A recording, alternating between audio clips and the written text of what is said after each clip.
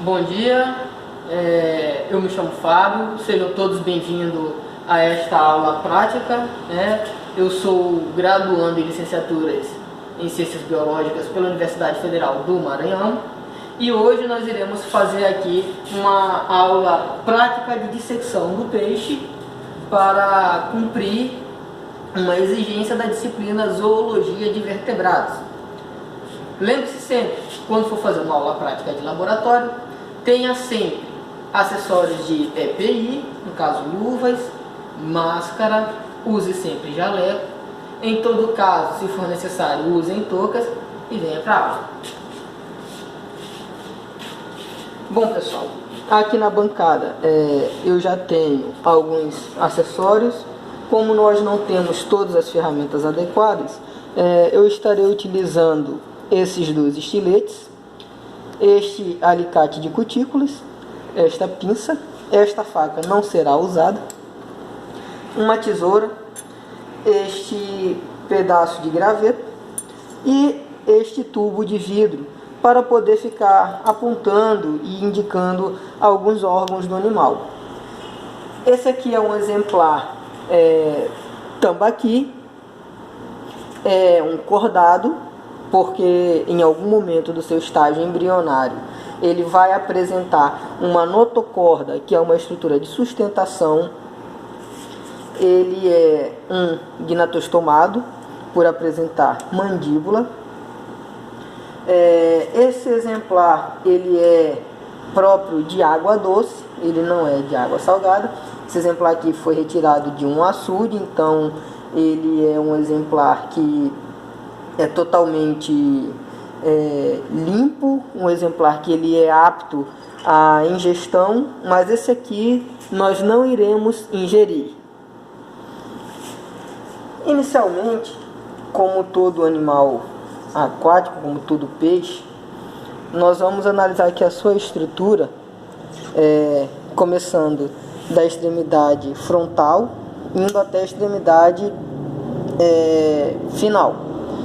Aqui nós temos na sua região da cabeça boca, certo?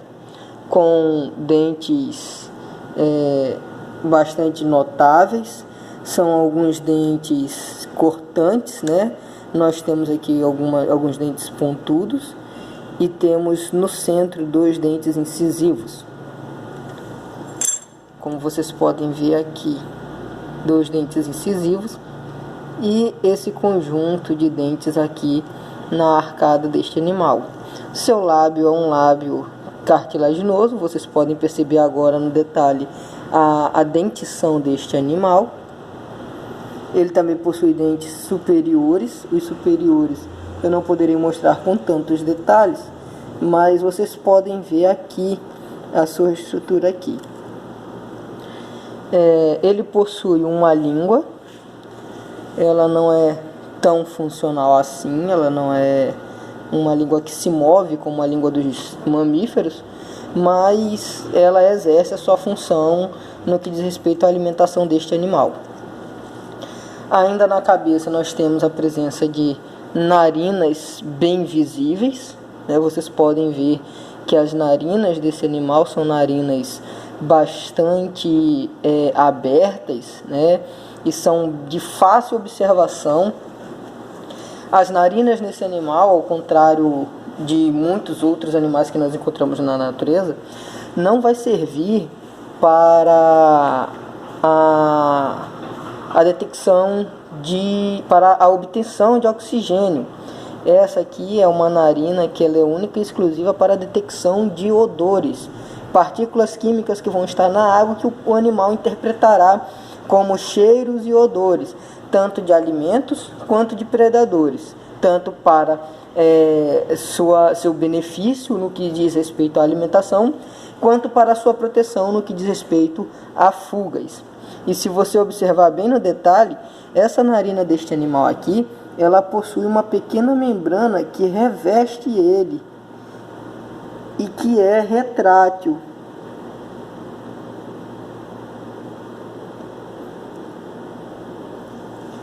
Além das narinas e da boca, nós temos a presença de olhos, são olhos bem grandes, Esses olhos desse animal aqui geralmente se apresentam nesse tom amarelado quase esbranquiçado, um tom amarelado bem fraquinho. Sua pupila ela é bastante avantajada também, uma pupila bem graudinha. Vocês podem perceber que há um certo movimento quando eu toco aqui no olho do animal. E ainda na cabeça, este animal vai apresentar o opérculo, que é um opérculo muito grande. Esse opérculo ele pega toda essa extensão dessa porção da cabeça do animal. Ele vai deste arco mais interno até este arco mais externo. E para que serve o opérculo? O opérculo ele é nada mais do que uma tampa, uma proteção para a brânquia do peixe, né? Se for inserido um objeto em sua boca, você pode observar que esse objeto ele sai através do opérculo. Continuando com a nossa aula, ainda na sua estrutura externa, nós temos a presença de nadadeiras ou barbatanas, dependendo da região onde você viva.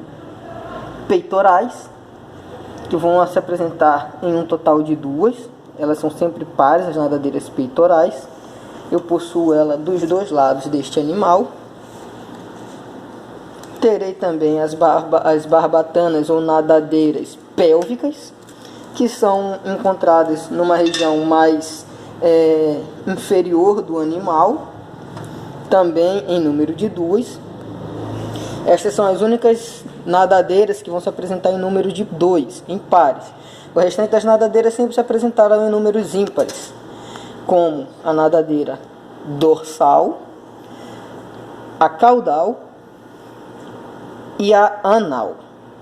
Esta nadadeira recebe o nome de anal porque nesta nadadeira nós encontramos bem próximo a ela a abertura anal e urogenital, que neste animal aqui é uma abertura já bastante avantajada, uma abertura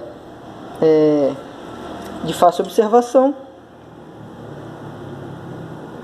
ok, que serve para a excreta do animal, assim como também para a reprodução. É um animal escamado, como vocês podem ver. São escamas cicloides.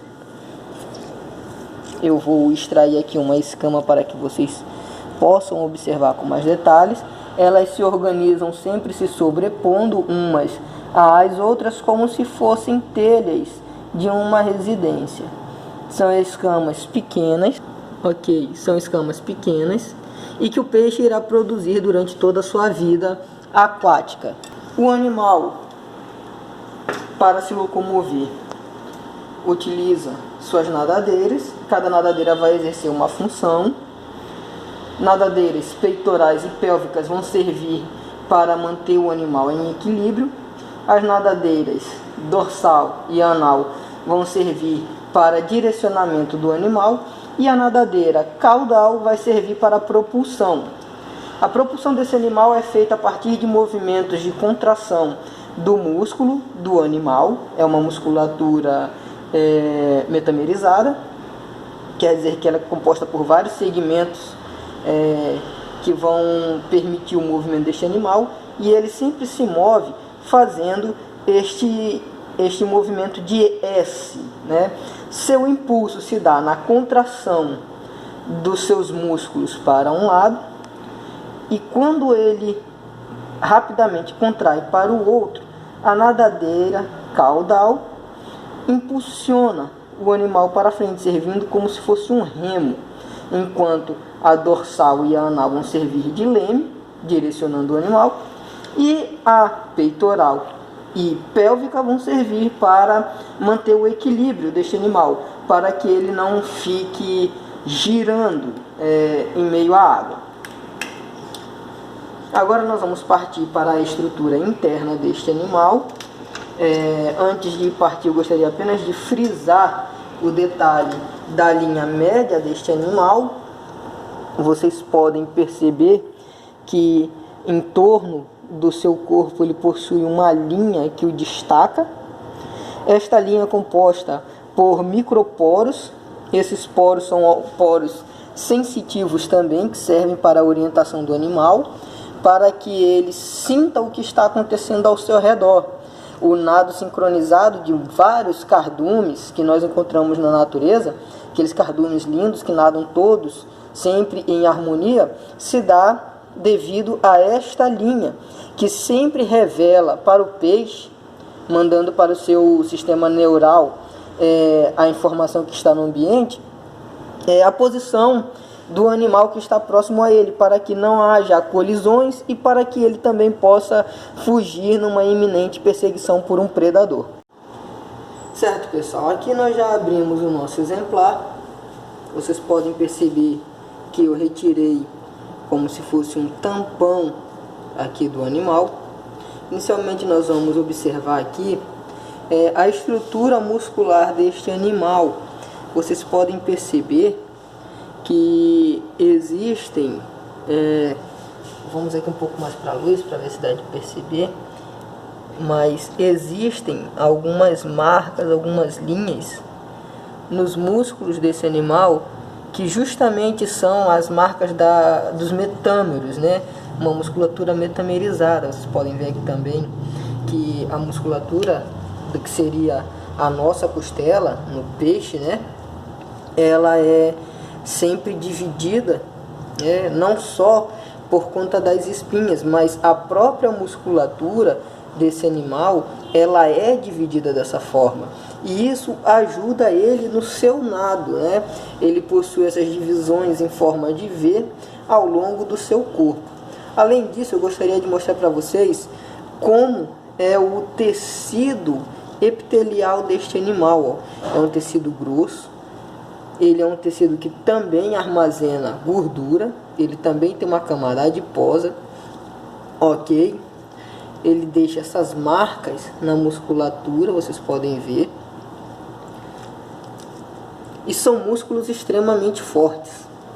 Agora, partindo aqui para o nosso animal, vamos começar a nossa análise.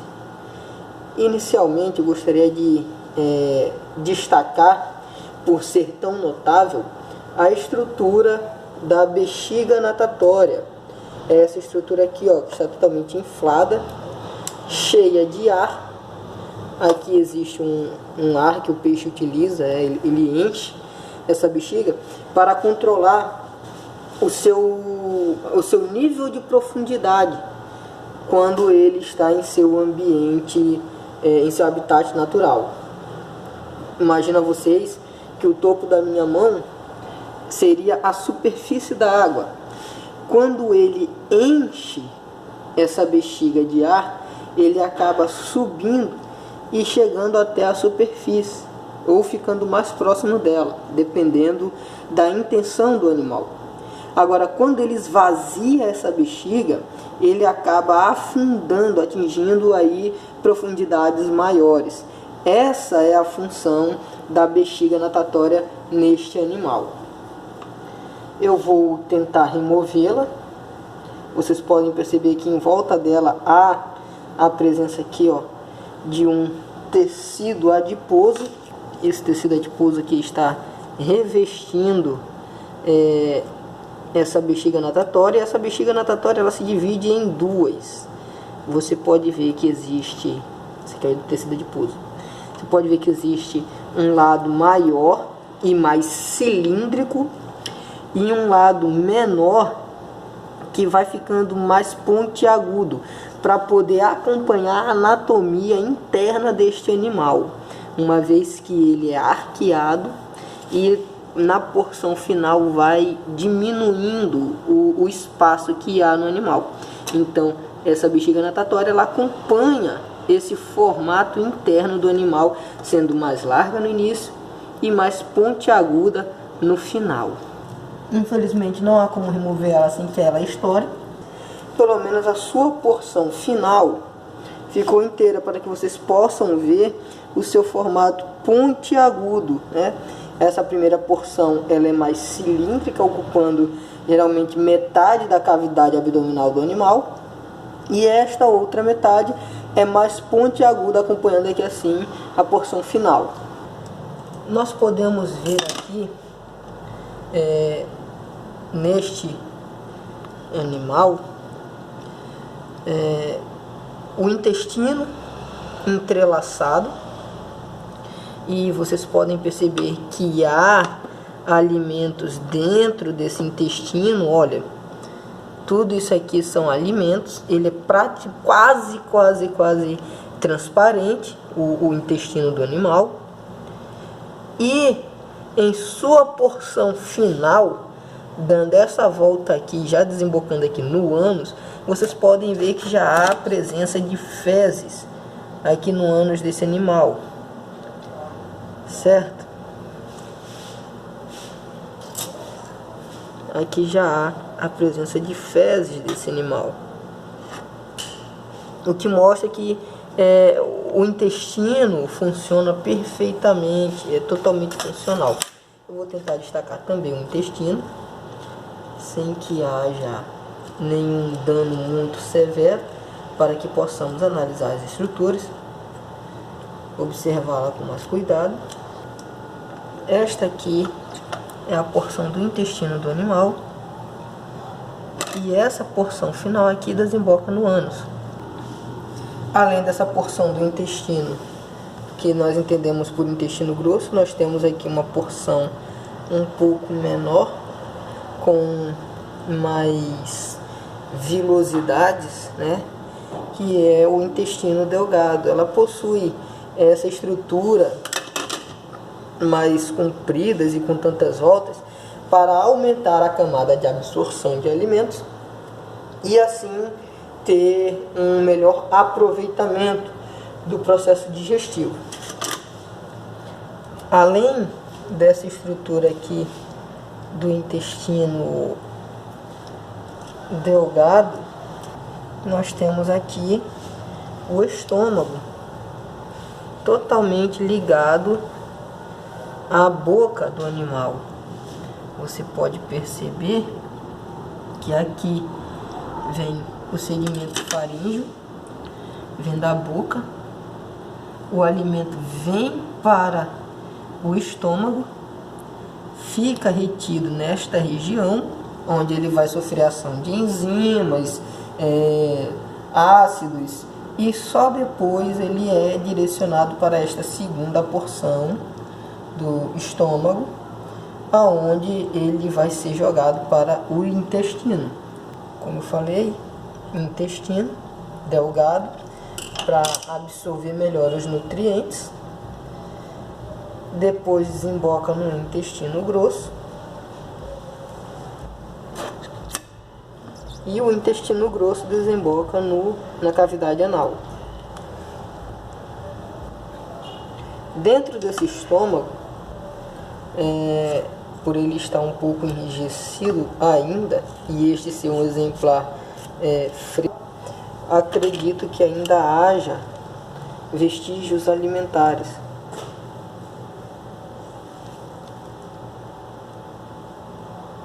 Então você pode ver que o estômago desse animal ainda estava cheio, ainda havia alimento, ok?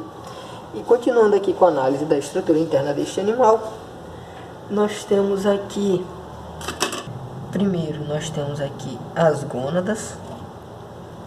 Eu vou tentar segurá-las com a pinça para facilitar a sua visão. Estas são gônadas e elas possuem alguns filamentos que levam até a cavidade anal também. Eu vou cortá-los, pois a cavidade anal serve também para a reprodução. Aqui eu tenho uma, sempre em número de 2. As gônadas sempre se apresentarão em números pares, sempre 2. Nos homens, 2 testículos, nas mulheres, 2 ovários. Nos peixes, sempre 2 gônadas para a produção de seus gametas. Ainda analisando a estrutura deste animal, nós temos a vesícula biliar, bem esverdeada, mas não tão cheia, parece estar cheia de ar. Ainda temos um pedaço da gônada ali, mas também temos aqui o fígado mais escurecido. Aqui nós temos a vesícula biliar. Como eu disse, ela já não apresenta mais tanta bile. Deixa ela próxima ao fígado por serem estruturas que andam sempre ligadas. E aqui a outra gônada. Como eu falei, número de 2. Esse aqui foi um pedaço que se partiu, mas sempre número de 2.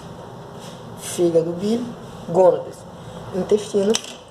Agora, partindo aqui mais para próximo da cabeça deste animal,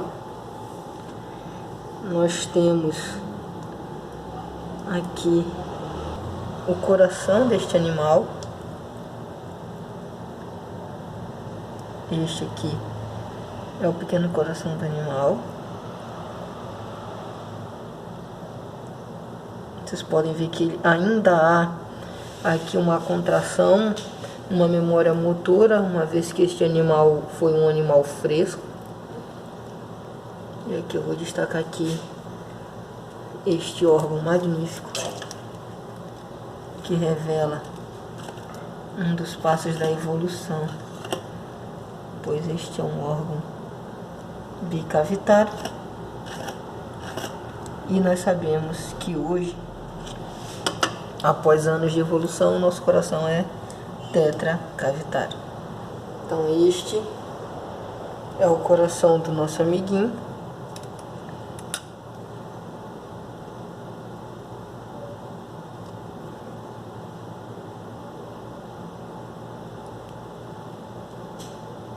Ainda contrai, mas torno a lembrar, é apenas uma memória muscular.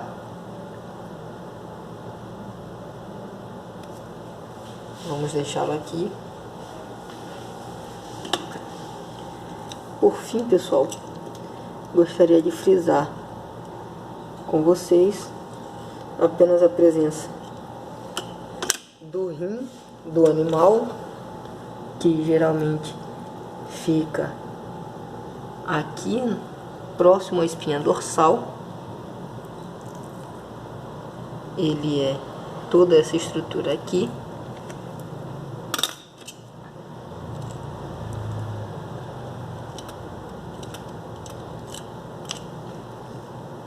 Em alguns tipos de peixe é uma estrutura que vai seguir toda a extensão da cavidade aqui próximo à espinha dorsal. Destacamos aqui de toda a estrutura e anatomia interna e externa deste animal, as brânquias desse animal. Vocês podem perceber que ela é composta por um arco, certo? Neste arco existem algumas estruturas ciliares mais rígidas, um pouco mais rígidas, que ficam para o lado interno deste arco por onde passa o alimento, mas do outro lado nós temos essas estruturas que também são estruturas que nos lembram cílios, que são mais maleáveis, são estruturas um pouco mais fáceis de se dobrarem, que são estruturas que vão ficar em contato constante com a água que passa pelo opérculo do peixe. Isso porque quando a água passa por essas estruturas, elas vibram e fazem com que a água libere o oxigênio. Sabemos que a água é composta por 2 moléculas de hidrogênio e uma de oxigênio. Então aqui, com a vibração destas membranas, há a liberação do oxigênio, e essas membranas vão captar esse oxigênio e vão conduzi-los até o sistema circulatório para oxigenar o sangue e também liberar o gás carbônico resultante do metabolismo desse animal. E aí o sangue, através do coração, através deste coração bicavitário, vai fazer o seu circuito. O coração fica sempre próximo à cabeça, e aí o sangue venoso vem, é bombeado para a região das brânquias, aonde será oxigenado e direcionado pela artéria dorsal ele é direcionado aos músculos. Como vocês podem ver, há a presença de vasos nos músculos e também também vai ser direcionado esse sangue para os órgãos, porque vocês sabem que os órgãos também, vocês podem estar olhando aqui no detalhe aqui do intestino, das gônadas, também possuem os vasos sanguíneos que também vão passar com sangue por ali.